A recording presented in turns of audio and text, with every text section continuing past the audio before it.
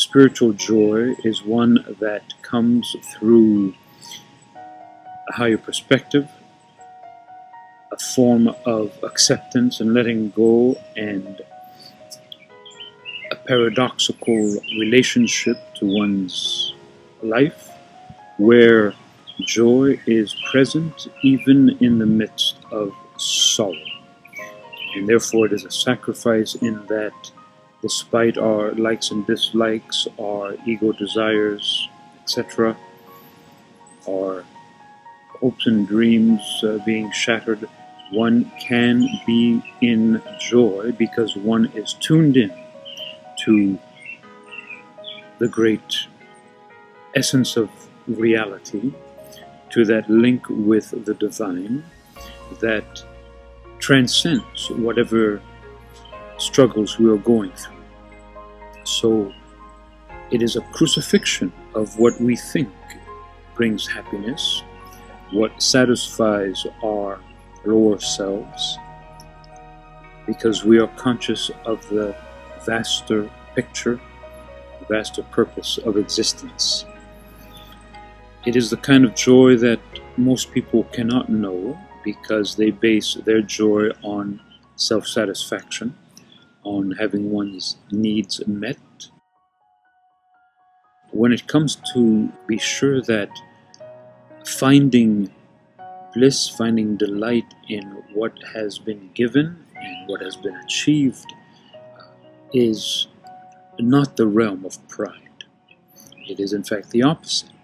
It is in humility, in the recognition of our limitations, that we rejoice in the fact that we are receiving help from beyond, help undeserved and yet ever present because of that nature of the uncreated, of the I am of existence, which is unconditional love.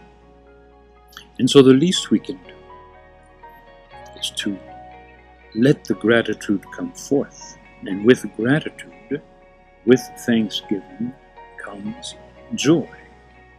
Comes that peace that transcends all circumstances. In that peace is joy. You cannot have joy without such serenity, without that existence on a higher plane of reality that is not dependent on things working our way, on people doing what we want or what we expect, but rather in spite of all the troubles and tribulations of life, the injustices, the betrayals, etc., one can be at peace and in a joy, the joy of the Master, that no one can take away. This is touching on the eternal.